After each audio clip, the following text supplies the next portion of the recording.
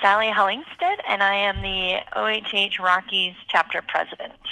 Outstanding. Thank you for joining the program today, the Crude Life here, and we're looking at the levels, and they look good, so excellent. And I'm trying to maneuver things around, and I've been told that during podcasts and things like that, nothing can ever go wrong. So, like you said, is this editable? Of course, everything's editable. So why not? Everything can go Right? right and everything go wrong. Oilfield Helping Hands. That's what we're here to talk about today. The what and the why, and some sponsors, events, and support, that sort of thing. So, how are you doing today, Sally? I'm doing great, other than the fact that it's a day that I'm trying not to have caffeine. How's that day go for you? Because I'll tell you what, I gave up coffee for Lent one year.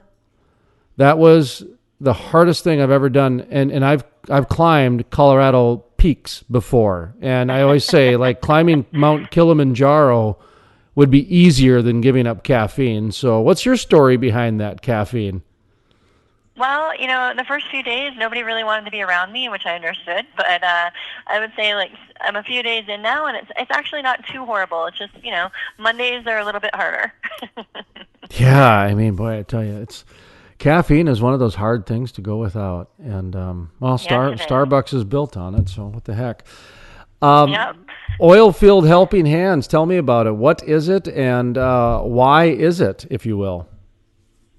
So Oilfield Helping Hands, lovingly called OHH, just to make it easier to say, was actually started in 2003 by a group of Halliburton employees who had a fellow worker get injured on the job, and unfortunately workman's comp ran out before he could get back to work, and so they were trying to figure out how they could help him and his family, and they ended up doing a charity fundraiser through a clay shoot, and they were so successful with raising funds and helping him that they decided to turn the event into a nonprofit, which became OHH. And that, like I said, started in Texas in 2003, and so then they expanded to a few other chapters throughout the years, and then the Rockies chapter came about in 2014 in Colorado, Wyoming, and Utah. And then just in 2018, we expanded our reach to cover North Dakota. So we're still kind of fairly new up in North Dakota, but basically what we do is fundraising events throughout the year, awareness events throughout the year, all run by volunteers, to then distribute back in the form of financial aid to people in our community, in our oil field community. Oilfield Helping Hands is the name of the organization. You mentioned a few new chapters. Go ahead and name some of the states that you guys are looking for support, and ones that maybe need some help and assistance, letting people know that, hey, we're a state and we've got them open now. Yeah, so right now we have, there's a lot of play up and down in Texas, I should say. So they do have the Houston chapter in Texas as well as the Permian Basin chapter. Oh, so there's even They like sub chapters within the states and the shale plays too. Exactly, Okay. exactly. And we do have one in Oklahoma, and then obviously the Rocky Mountain one that covers the 4 states. So as far as our spread right now, we're heavy right kind of in the middle of the U.S., but I do know that they had a chapter in Louisiana for a bit, but I think that they are looking to revamp that. And then obviously we'd love to get into, like the Marcellus and stuff, but, it's a matter of who wants to jump in and try and take on this beast, so to speak, to open a chapter. Yeah, it definitely comes with some work, but the nice thing is there's it's turnkey, if you will. There's some direction and some resources and some help along the way, especially if the companies and supporting sponsors can help you as well. Which, let's talk about that right now. Sponsorship. I'm sure that there's local chapter sponsorship, probably national even.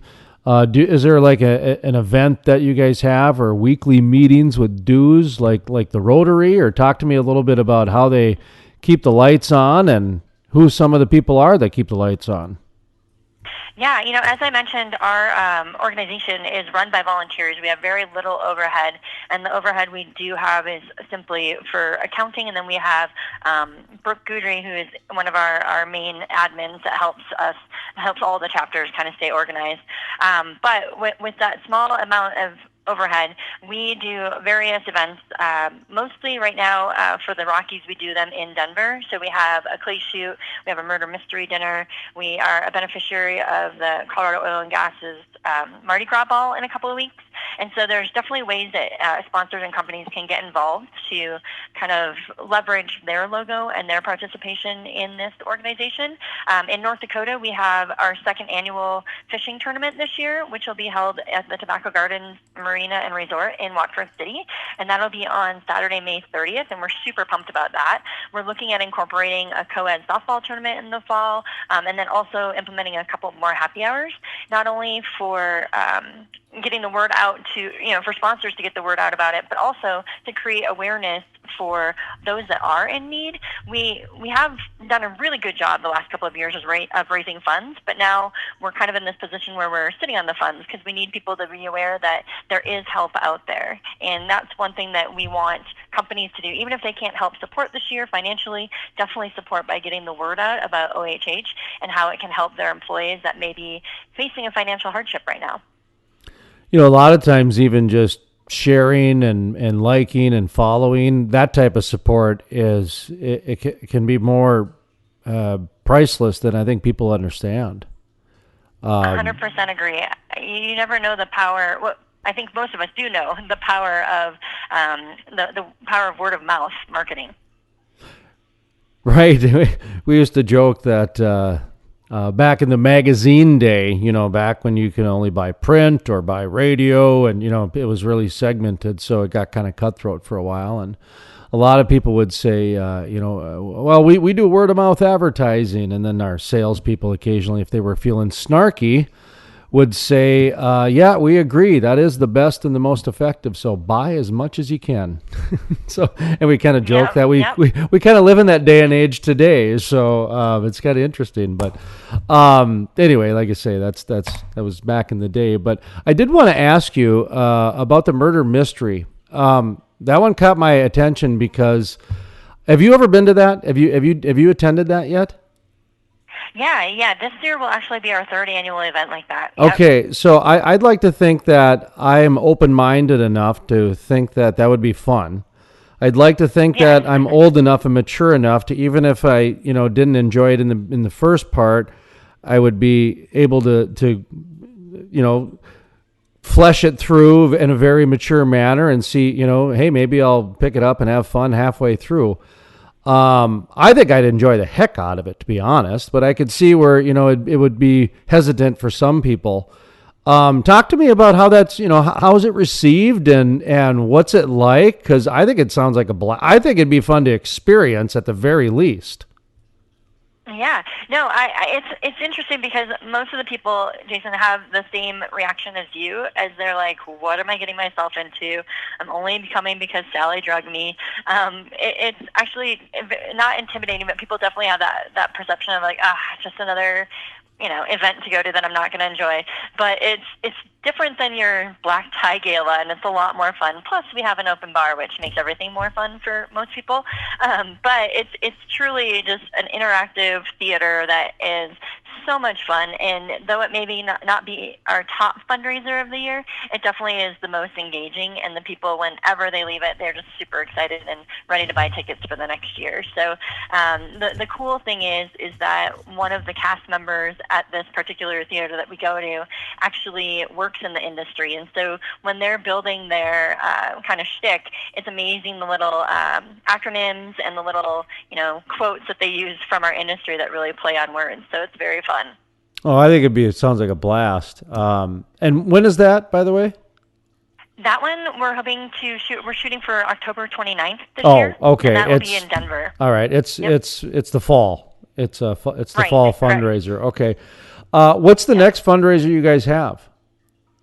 So we, coming up here, we actually are partnering with the OGGN, which is the Oil and Gas Global Network, and they do a happy hour networking event that includes a live podcast.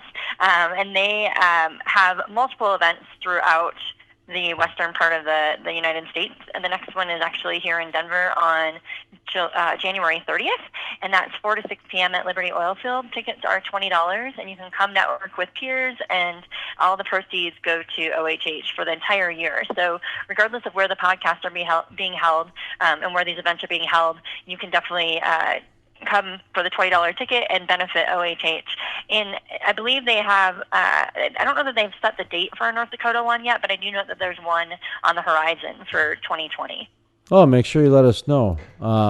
Definitely. Yeah, I always tell people that, in any kind of fundraiser that's not a golf event, yeah, you'll go definitely to the front of the line because, not to rag on golf events, but it seems like every time you go to a conference, there's a golf thing going on. And they do fine and everything, but I don't know. I just kind of like, the murder mystery idea and, different ideas that kind of capture people. So anyway, okay. And that's January 30th, you said, for the Liberty Oilfield podcast recording networking session type of a deal, right? Yep, and you can find all of that information on our website. It's oilfieldhelpinghands.org. And if you go under Find a Chapter and go to the Rocky Mountain one, it lists all of our upcoming events. All right, you got time for a couple questions about your evolution to becoming an energy professional coming from an ag world? Sure. All right, cool. All right, we're going to take a quick pause. We come back. We'll continue the conversation with Sally Hallingstad, Oilfield Helping Hands. All right, welcome back here to the Crude Life. And Sally, that's part of that podcast editing thing. Did you like that? Because you're like, what's going on? Yeah. Is this happening for real or what? So it's just much easier to throw some of the show in on the fly nowadays. So we can edit or not edit later. But we were talking about Oilfield Helping Hands to start off the interview. So before we get into kind of your personal energy evolution, if you will, just, the 30-second or 1-minute version of Oilfield Helping Hands to remind people why we are here is to promote some of the good work that is going on there. So go ahead and remind everybody who they are and why they're doing it. So Oilfield Helping Hands is a 501c3 nonprofit that does fundraising events throughout the year to then give back to people that are working in the oil field that have faced financial hardship. So whether a tragedy has occurred or, someone in your family gets sick and the medical bills are piling up, OHH is here to help assist in a financial capacity to get you through those times. All right. Thank you much. Now, before the interview, we were talking a little bit off the air that you grew up in central North Dakota, where a lot of people think is oil country, but it's more ag than oil. And so, and not to mention that a lot of growing up in North Dakota for people, there wasn't oil going on, especially on the eastern side or the more eastern side. Yet you work in oil day to day. So talk to me a little bit about how that happened and just kind of the perception of other people or, colleagues and professionals and high school students and that sort of thing, just everything that encompasses that. Yeah, I know. As you mentioned, I grew up in the middle of the state, Turtle Lake, North Dakota. And it's funny because looking back 20 plus, well, probably more than that, years later, it's funny how little or nothing I knew about the oil industry that was happening in our state back then. And, I graduated high school in 1996. And so I think about the last time, before I got this job that I have now, it was the last time I had been to Williston, North Dakota was in 1996. And to go back in December of 2018 and see the complete difference of that town, almost, a little mini city now, was amazing to me. So, I left North Dakota to go to school in Minnesota, and shortly after that, I ended up in Denver in 2003. And I was doing a lot of my background is events and marketing, and I still, even being out here, knew very little about the oil and gas industry, even working as a professional here in Colorado. And then in 2013, I answered an ad and ended up running the Denver Petroleum Club for about 5 years before I came over to Whiting Petroleum, and that initial foray into the industry through the DPC was really eye-opening. You and I talked before the call, too, about how it's interesting because there's so much negativity surrounding our industry, specifically in Colorado right now, and it's slowly kind of leaking to other states. But the thing that I absolutely think that people would appreciate is how much of a tight-knit community this industry is with each other, with people outside. People have such a, like I said, a misconception of the people that work in this industry that it just frustrates me, because if they only knew how well we take care of each other and how much we try and help each other, I think their minds would just be blown. That's the part that captured me, if you will, about the industry, was that sense of community building and togetherness. And, growing up in an ag area, which I did, and you sounds like you did as well, a little bit more ag than energy. There's that at the core too, farmers markets, and you go, and I mean, my first 3 dogs were out of a big giant refrigerator boxes at the auction. I mean, you go to the auction every Saturday night or Friday night and come home with a barn kitten and a puppy occasionally. I mean, so to me, I saw that in the energy world. That's interesting to me how you went to Minnesota. Minnesota is a very blue state, and blue now apparently represents renewable energy, and red apparently represents fossil fuels, which is interesting. I do a lot of traveling, and I end up in Fort Collins a lot of times is where I stay. And it's just right on the interstate. It's an hour before Denver. It's Weld County, it's close to that. So I end up in Fort Collins a lot. And I did notice probably 3 or 4 years ago, and I talk about this on my program, was people would look over their shoulder when they said they worked in the oil and gas industry. And, when I'd ask what they do, when I'd stay in the breakfast bars and that sort of thing. And that was kind of different. And then, of course, we know what's going on now. In fact, a new proposition. I'm going to be talking with Dan Haley later this week as well about an update in Colorado. But what was your perception like going into the energy industry, and where's it at? Where's it at now? Well, I know where it's at now. I mean, you see the community building side, but talk to me a little bit about how you answered the ad. So what something interested you. Yeah, it was an incredible opportunity. And full disclosure, when I answered the ad, I didn't think about it being a part of the energy industry, right? And so once I got into it, it was fascinating to me. One, I knew nothing, and I still, 7 years later, feel like I don't know much. But I think the beauty of it is not only are people willing to help each other when they're down, but when people come into the industry, I felt no shame in asking questions. I never felt like I was asking a dumb question. Even if it was a dumb question, nobody made me feel like it was. And I think that is a true testament to an industry that really wants to help people become a part of it and grow within it. So let me ask you the $1 million question right now that the industry is trying to solve. Pop question for you here. How can we do a better job of connecting with those who do not work in the industry? I do feel like the industry has become kind of what the farmers became when the supermarket came around. The supermarket came and everybody forgot the farmers even existed. Now that the light switches around and turns the power on, people forget that 90% of it comes from fossil fuels type of a thing. And a lot of it just has to do with, just trying to figure out a way to connect. How did they reach you? I think that they reached me through a job ad. No, but I know. But once you got in there, I mean, because there's been a lot of evils of oil and gas over the past decade, and it's ramped up considerably over the last 5 years. But you didn't come from energy. You're not a third generation landman. You're someone that quite honestly answered a job to better your career, and then you saw that, oh, this actually could be my career because I do like this. I do believe in it. And what kind of captured you to keep you? What kept you? Yeah. Well, I've already said it a few times. It's definitely the people that have captured me, right? And it's the community that we've built. I think that I truly believe that in kind of changing our message, that if we just make one friend at a time and like that of people that aren't in our industry on the day to day. I think that that's one of the ways that we can slowly start changing the perception, because I think that people and enemies against our industry, if they understood the human element behind the message, that they would probably be more open to understanding the process and understanding and educating themselves about what it is our industry is doing and providing to the community.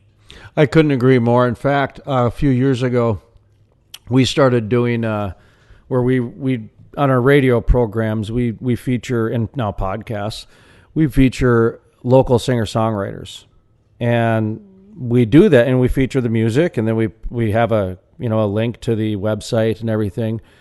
And we did it shortly after the DAPL protest, the Dakota Access Pipeline protest, because we wanted to do something to reach those that seemed to be protesting against our industry. So we found those musicians that said, "Oh yeah, we're fine, yeah," because there are some people that like the music, and then they get in front of them, and it gives them opportunity, and they understand how that community and support works. And there's a non-traditional thing. Is it solving the problems overnight? No.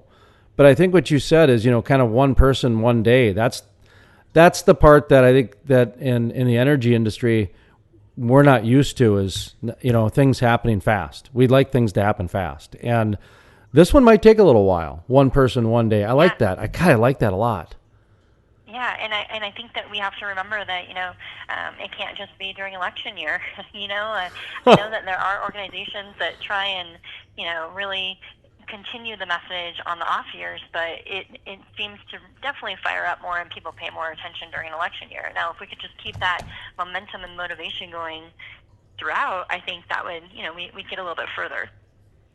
Sally Hallingstad, Oilfield Helping Hands. Anything else before we wrap up and just kind of reset and give Oilfield Helping Hands one more plug and remind that they're always looking for people to help out their cause. So anything we forgot today? No, I don't think so. Awesome. So Oilfield Helping Hands one more time. Who, what, when, and where, and how, and why. And leave out the ones that don't apply. Right. OHH is an organization that helps those that are in need, that are working in the oil field. And basically what happens is we fundraise to give back money to those that are experiencing financial hardship. So to get involved, go to our website, oilfieldhelpinghands.org. There is no membership fee. You can just sign up to receive updates and notifications of when we'll have events in your area or in a state that you're visiting. And then you'll feel great knowing that your funds and your registrations will all go back to people that are your oil field family.